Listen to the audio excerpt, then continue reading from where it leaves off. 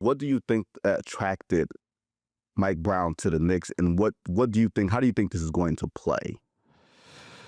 I think there are a few things. One, the ability. Not many coaches, let alone black coaches, get an opportunity to take over a team that just made the Eastern Conference Finals. We've talked about that a ton with coaches that I've covered, that you've been around. We've had those conversations with those guys and how those jobs just don't come about, right? Like Dwayne Casey went from coach of the year in Toronto to having to, the next job he had was Detroit, right? So Mike Brown sees an opportunity there to rewrite his history, change his narrative, and all those things. Obviously, there's good players here, right? Like Jalen Brunson, Karl Anthony Towns, OG Anunoby, Josh Hart, Mikal Bridges. There's good players here. And also, you just don't know when these opportunities arise again. As you mentioned, Vinny, he hasn't stayed long at a lot of places. Experience was big for the Knicks when they were going for this next head coach. And Mike Brown has been to the finals. He's been fired a year after a year. He's been fired halfway through a season. He's won 2-time coach of the year. He's seen it all. You just don't know when you get these opportunities again. So I think if you're him, it's like, all right, well, worst come to worst, it doesn't work out, and I got one big paycheck. If it works out, I'm the guy who ended this drought in New York, right? It's pretty much a win-win for him. So I could understand why he would want it, but I also understand why somebody like Taylor Jenkins, I know I talked about this, and even Stephen Bondi at the New York Post mentioned it, like didn't seem a ton of enthusiasm from someone like Taylor Jenkins, but he's barely 40 at 40. Right. He'll have other opportunities. Young. Right. So I think that's why I think if you're Mike Brown, it's like, all right, how many more opportunities are going to come back around? Like for me, I'm with you. The fact that maybe he doesn't have the same gravitas as a Tom Thibodeau. You walk into a building, you know he's there and all that other type of stuff. But clearly that didn't work for Thibs, as accomplished as it was. So that didn't really help. The thing that gets me, and it's not that Mike Brown is a bad hire, good hire. I think he's a good hire. But in New York, you know that there's a certain legacy media who will forever back the Jeff Van Gundys, the Mark Jacksons, like those type of names. Mm-hmm. The first 3-game losing streak. When I tell you, James, the first 3-game losing streak, those people would come up, well, Mark Jackson wouldn't be here, Jeff Van Gundy would. And I wonder how Mike Brown will be able to handle instances like that. You know what I mean? No, that's fair. And I think, too, another thing that I'm not sure if people outside of New York or New York fan base know this, like the coach is the spokesperson. Mm-hmm. Yep. The front office doesn't talk. The owner doesn't talk. So if things go sour, there's only one person up there to handle those questions. If somebody gets traded, there's only one person up there to handle those questions. And we've seen Mike Brown before be very animated in his press conferences, while Thibs tends to be very subdued, knowing who he works for and kind of how they want their lone voice to represent the organization. Can Mike Brown rein it in? I hope he doesn't. As a media member, like I want him to be honest and open, but I think the history of Knicks head coaches suggests that once you get in that seat, whether there's a conversation that happens or whatever, they tend to rein it in. So I'm curious to see how he handles that too, where you're the only one talking for an entire organization. That is the unfair part about all of this for me, is Mike Brown has to take the bullets for James Dolan. He has to take the bullets for Leon Rose. He has to take the bullets for the team construction of a roster that he's not going to have much say in. Like the free agency moves that they've made before they hired him. They're already, essentially what the NBA has is a hard cap. Right. And you can't use but so many mechanisms because you have Jalen Brunson on the big boy max, Karl Towns on a real big boy max, Mikal Bridges on big money. Like everybody who's there is there making big money. And when you fire Thibs after taking them to the Eastern Conference Finals, I say this to people all the time whenever they bring it up. Why'd they fire Thibs? They fired Thibs because they wanted to. They didn't fire Thibs because Thibs lost in the Eastern Conference Finals, a place they haven't been in 25 years. They fired Thibs because they wanted to fire Thibs. Or James Dolan fired Thibs because James Dolan wanted to fire Thibs. And now, for Mike Brown, he's in a spot where only a trip to the finals will do. And that seems so unfair, even with all the changes in the Eastern Conference. James, I don't even know if I look at that roster and I say, oh, yeah, this is a NBA Finals roster. This is the makeup of a team that's going to the NBA Finals. Not the talent, but the makeup. I don't see the makeup of a Finals team. I mean, yeah, it's certainly like possible, right? Like you could say that there are still some flaws in the roster, but you could also say they were possibly a Halliburton heavens drop shot away from making it to the finals too, right? So just so many things factor into not just winning a championship, but getting to the finals that like to put yourself in a corner where it's basically saying, where you basically said it's our coach and we need to do something different with our coach and this will fix everything. Like, okay, the Knicks were relatively healthy last year. That's not like they lost Mitchell Robinson didn't play most of the year, but he was coming off the bench. He was going to come off the bench anyway, and Jalen missed a month. That was really the only injuries they had. They were relatively healthy last year, right? Like, who's to say that happens again? Knock on wood for all those guys. Like, I don't want to wish injury on anybody, but who's to say that happens again, right? Who's to say that a team like the Magic is completely not, like, they were ravished by injury last year?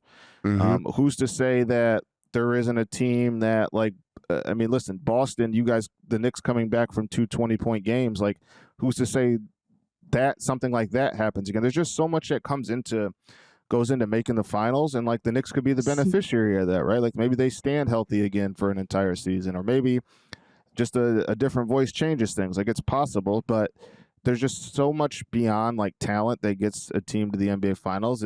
When you're saying like, yeah, we're going to fire this coach and only do this major move, and the goal, whoever we hire next, we believe can get us to the finals, is like you're painting yourself in a corner that you really didn't have to.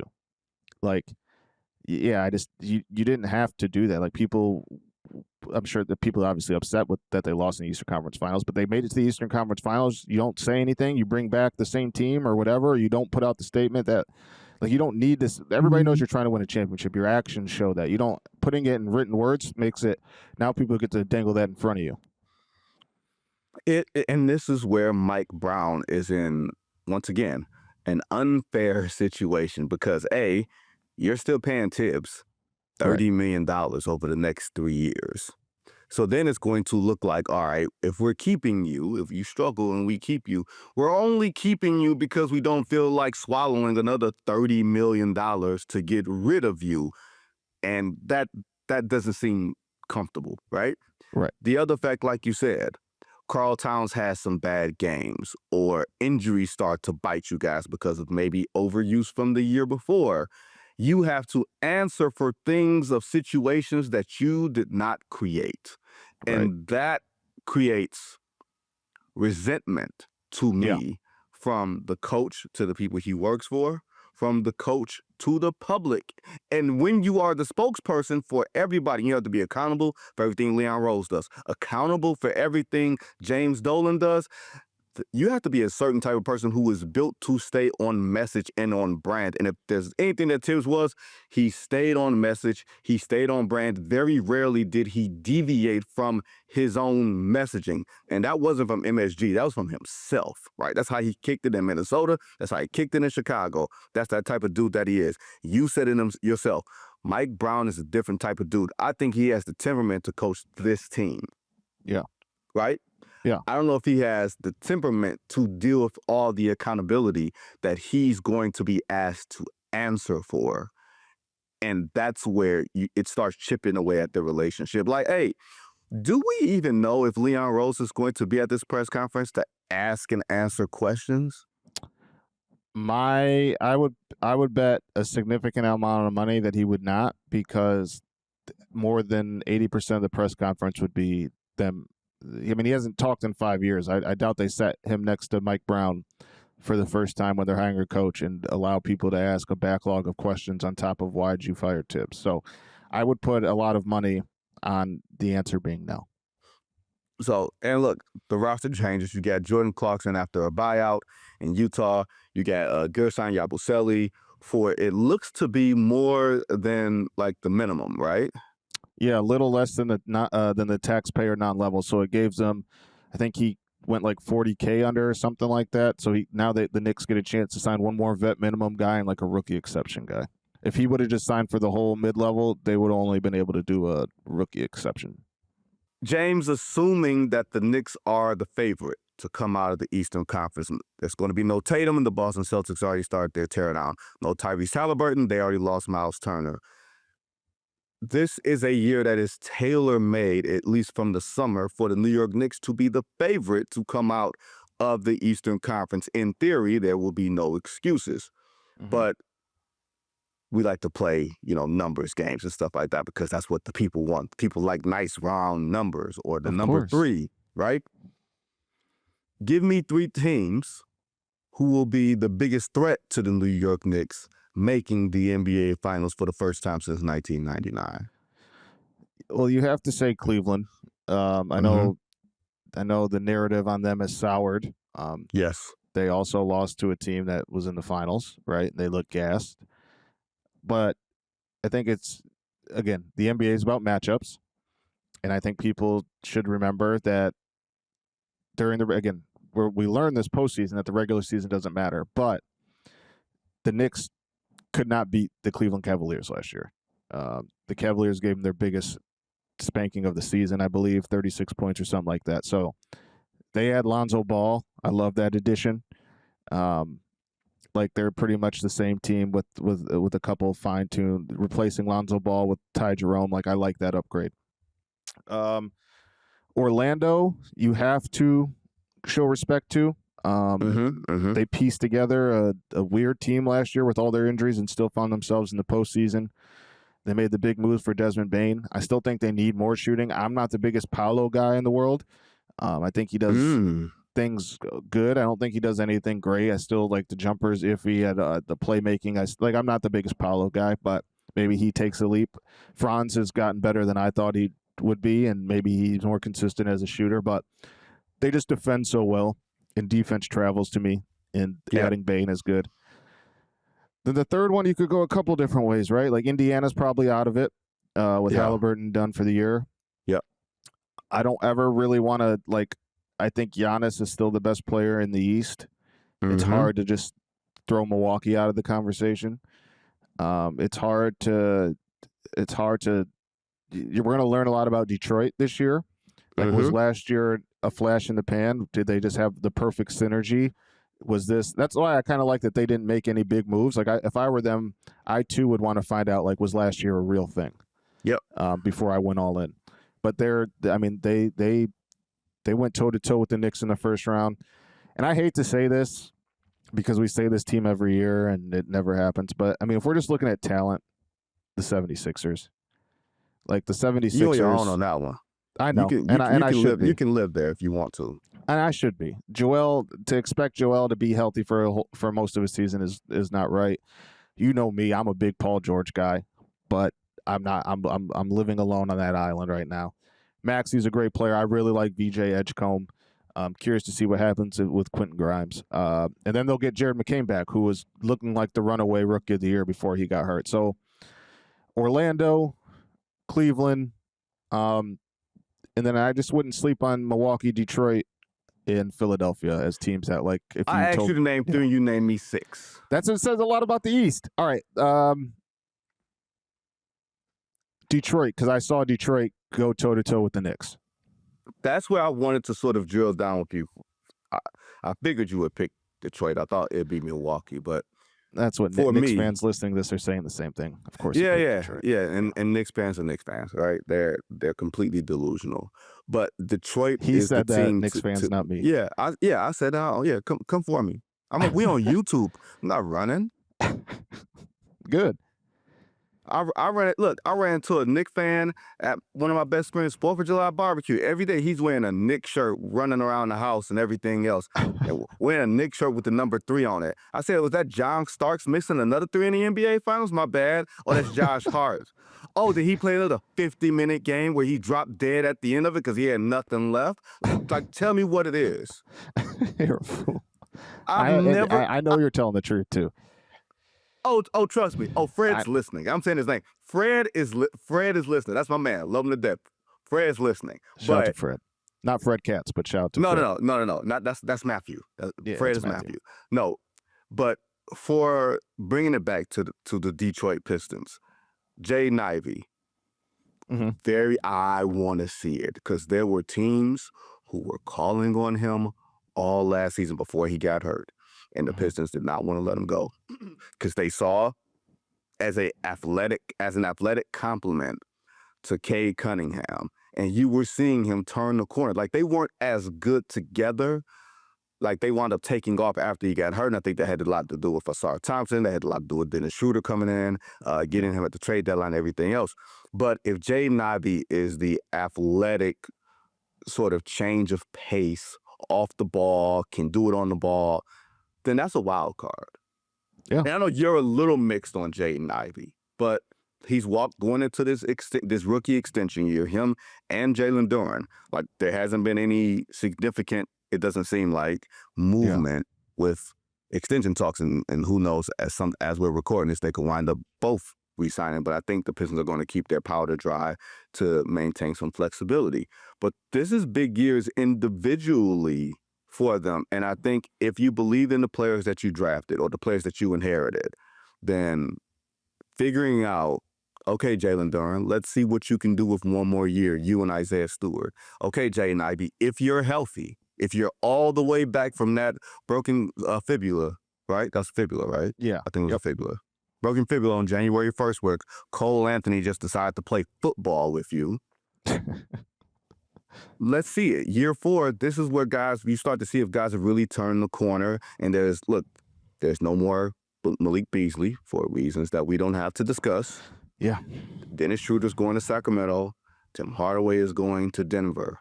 So pretty much it is back to the young guys. And yeah, Karis LeVert, Duncan Robinson, but the runway is still going to be there, I think, for the young guys, Rodden Holland, Asar Thompson, Jaden Ivey, to take the mantle. Yeah. Internal development is the answer for the Detroit Pistons in ways that it's not for every other franchise in the East. Right. No, I agree, and I think that they have an identity, they have a culture, they know how to play, they know how they're gonna play. Cade is that dude, and it's just a matter of. And I saw Trajan Langdon talked about the internal development. Like, you can make all the trades and signings you want, man, but the best teams that aren't in these major markets, like, it's because you drafted well and they developed well. And that's how you build sustainability. That's how you build a Denver. That's how you build a Toronto. Like, that's how it happens. So I'm fascinated to see how that plays out with them not making any major moves.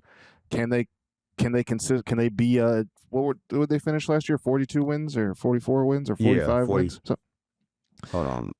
I think 44, 45 maybe? 44. Yeah, can they hover? Can they do 43, 46 again without making any major moves? Because then I think that opens the floodgates for next season, next summer, for them to really go for it. So we'll see. But yeah, I think the Knicks are going to go in as the favorite, primarily because people have soured on Cleveland. But I still think there are two top 5 teams in the East, and it's the Knicks and Cleveland. So I don't think it'll be as easy as people are making it out to be. And also, I know Boston's doing a gap year, but Jaylen Brown and Derek White. That's not a bad place to start at. That's not a bad place to start at, man. They're both really good. Anthony Simons can score. They're gonna have to iron out the front court stuff, right? But it's not a terrible team. No, if you have the infrastructure, and they're still going to take a lot of threes, right? Yeah. They're still going to play the game of math with you, and that is where things can be dangerous. And we're going to find out what Joe Mazzulla as a coach is made of when he doesn't have like the most talented team in the conference by far, and you're coming into a season where the natives are not going to give you the benefit of the doubt just because Jason Tatum is out. They're going to light a fire under your ass from day one, right? Because all that weird stuff that you like, all that's cute when you winning. Yeah. Nobody wants to hear all the weirdness when you're a 500 team. Yeah. Nobody want to hear that. So no, right. let's see how that plays. Now, Orlando's an interesting one to me, a team I did not hear you mention, and I want to know what you think about them before we go to break. I did mention Orlando. No, I know you did. You did mention Orlando. I said a team that you didn't mention, and I want to know what you think of them. Sorry.